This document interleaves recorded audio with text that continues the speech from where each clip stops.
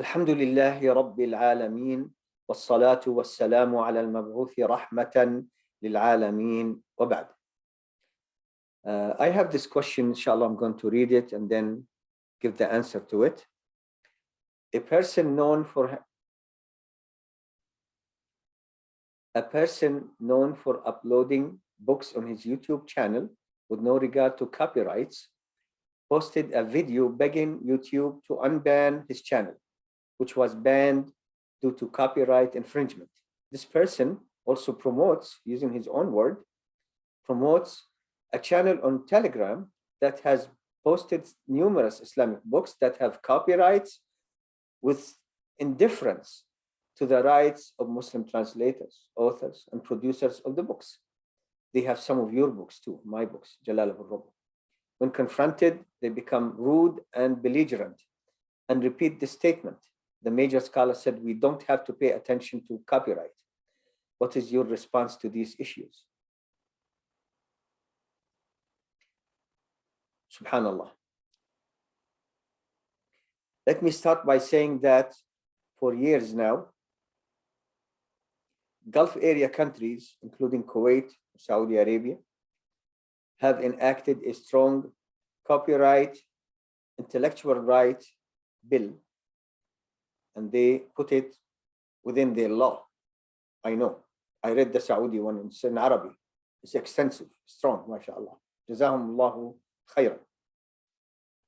So, which major scholar today, especially in Saudi, that these people approached and asked them about copyrights, they said, no copyright, don't worry about it. Knowing that the law in Saudi and in Kuwait today is that you have to pay attention to copyrights. Which scholar? Give us their name. Because I'll call them, inshallah, and tell them, what, you're going against your government? You're rebelling against the government about copyright issues? The government says you have to pay attention, otherwise we can take these people to court, actually, who steal our efforts for the sake of Allah. Which scholar said that?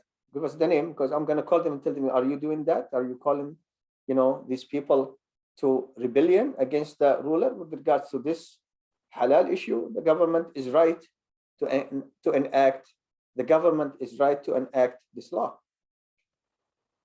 If it is about other scholars, the ones who died, like the 4 imams of our time, the ones I call them in my books, 4 imams, Imam Ibn Baz, Imam Ibn Uthaymeen, Imam Al-Albani, Imam Muqbil. Are these the ones they mean? I guarantee you they did not ask Al-Albani.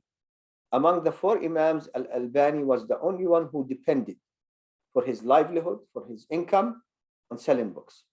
He's the one who said it is sad to see kafir countries pushing for copyrights where so many Muslims are reckless with regards to copyrights. And he called these people who are reckless, lusus al-kutub, thieves of books, book thieves, lusus al-kutub. So I'm sure they didn't ask Al-Albani. And what was the question? Is it the question of only copyright? I mean, who came to any imam before or today and said to them, I know of a person who spends their life translating and authoring Islamic books. They don't do any other job.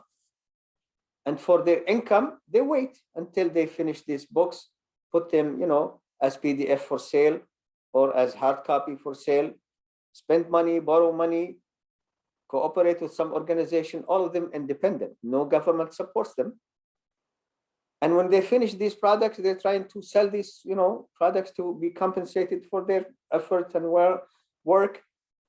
I take these products, I scan them, put them online for free for the sake of Allah. Which scholar said you can do that? Don't lie. Do not lie. The scholars wouldn't say that. It's not only about copyright. It's a devious way of going, mixing things up. Allah subhanahu wa ta'ala said to the Jews in the Quran, وَلَا تَلْبِسُوا الْحَقَّ بِالْبَاطِلِ. Do not confuse truth with falsehood. truth with falsehood. So they asked the scholars about copyright. Some of them said, don't pay attention. This is before. Now the law, they have to. You have to obey the government. Salafis. And the fact that nobody asked any of these scholars the specific question I asked and the answer I gave to it. You see, they're liars. They're lying. Wallah, they're lying. No scholars would say that and then say, okay, now you take these books, put them online for free because you don't have to pay attention to copyright, but also you don't have to pay attention to Muslim rights. What are the rights of these people? The work they've done for Allah's sake to benefit Muslims, explaining Islam, defending Islam, months and months, money, waiting, patience, family, being patient. They're not complaining that their father, for example, is working on these books trying to benefit Muslims. I mean, not much money, spending whatever they have, borrowing money. What about their rights? You stick it under copyright? No, don't do that. You are Lusus al-Kutub, just as Al-Albani called you. Al-Albani, rahimahullah, called them Lusus al-Kutub, book thieves. So they are Lusus al-Kutub, just as Al-Albani called them. La ilaha illallah. La ilaha illallah. And look at this, situation that's strange. So this person promotes and helps that Telegram channel that puts so many books with total disregard to the rights of the authors and producers of these books for the sake of Allah. They become rude and belligerent, and abusive when people ask them about this. Then they're complaining about the kuffar banning their channel, YouTube channel, for doing the same thing exactly. So he says, and I mean a certain person by saying he, hey, Mustafa, take my books down. I don't own that channel. I'm not asking you if you own that channel. You said you helped them. You helped them. It means what? You did it too. Now he says promotes them. He promotes them, mashallah. So you're up to your ears with being a partner in this crime. Take the books down. I don't own it. By the way, I own another channel. It's on YouTube. And those kuffar, they shut me down because I put books there. I don't own their copyrights. They didn't take permission. So they shut me down. Please help me bring back my channel. Well, why don't you send to YouTube, your fatwa? The major scholars said we don't have to pay attention to copyrights because those YouTube will tell you, our major scholars, the green ones, said you have to pay attention to copyright. Ma salama. Do not help this man bring back his thief channel. I ask Allah subhanahu wa ta'ala to give them what they deserve, because wallah, they did a lot of damage and harm to Muslims, but just trying to help other Muslims for the sake of Allah and be compensated for their effort. Why? The people who download these books for free, you have a problem here paying Muslims $3 here, $5. This is for their effort. You have a problem here, but you might invite family or friends for a pizza night, a couple of $100 maybe. But paying Muslims? No. We don't have to pay attention to copyright. They don't deserve pizza either. Halal pizza, of course. The authors, translators, when the family comes, what happened? Well, I produced my book, paid a lot of money. I have the books in my garage sitting there. Nobody's buying because the books are online. Who's going to buy? Those who downloaded these theft, stolen property of Muslims, fear Allah. Don't do it anymore. Delete the ones you have. Can you please send me to islamlife@gmail.com the authors and producers of these books so I can let them know? Because many of them don't know what's going on. Many of them, they don't want to cause trouble for Muslims. Say, I'll be patient. I just invoke Allah against them. during the night. I know it's happening. But inshallah, I'll collect this information and contact all these people and try, bi'idhnillah, to wherever these people are living, like Kuwait, Saudi, for example, or Jordan, we go to the authorities there and complain officially against the people who steal my property with a fatwa. This is my property, Habibi, you're stealing. Don't tell me there is a fatwa about it. Scholars told me you can steal my property. Which one said it's my property? It's not like a property that's in the middle of the street and, you know, you're having difficulty deciding who should, you know, own it. You get this is my property. What's next? He's going to come to my house and steal this laptop, the only one I have. Because last year, alhamdulillah, I did 8 more books. This year, I'm working on 12 more books, bi'idhnillah, this year. So you come and say, you have all these books before and the ones that are coming on your laptop, why don't you share it with other Muslims for the sake of Allah? We'll take your laptop, confiscate it, because the scholar said we can take your property for the sake of Allah. You know, you see people, these people, Allah, where is fear from Allah? What happened to it? Where is the taqwa? Don't drag the scholars into this, which is a shame. And you know what, these people, you know, they don't steal books from non-kafir organizations or authors, because those kafir countries will go after them. Copyright. But they go after Muslims who are weak, maybe can't defend themselves. So I didn't want to make it personal whatsoever, but it's not personal anymore.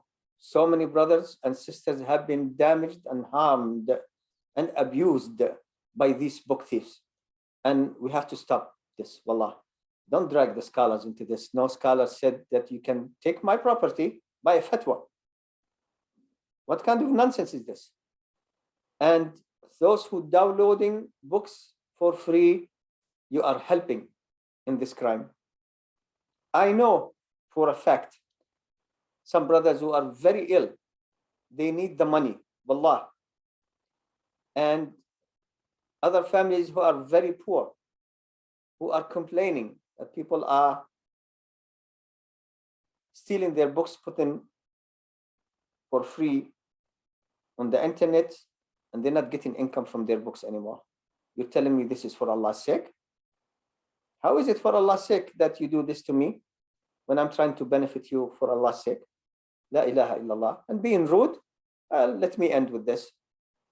Allah subhanahu wa ta'ala required his Rasul, Muhammad sallallahu alayhi wa sallam, the best man of all time, to abide by the revelation, including the akhlaq, the adab, the character, the manners, the behavior of the Muslim. He was required to abide by all this, and he's Muhammad sallallahu alayhi wa sallam. Now somebody is asking you about what are you doing, you become abusive. Major scholars. Who do you think you are? If Muhammad was required to abide by the Islamic manners, who do you think you are? And another thing, major scholars, you can't intimidate me with that. I don't get intimidated with that. Maybe the commoners, you know, get afraid, the major scholars. No, any major scholar, for any fatwa to be taken and accepted, they have to bring the proof from the Quran and Sunnah and the way of Salaf al-Salih. Which ayah, which hadith said you can deprive Muslims of their rights in the name of Allah's sake? Where? Where does it say in the Quran? La ilaha illallah. La ilaha illallah.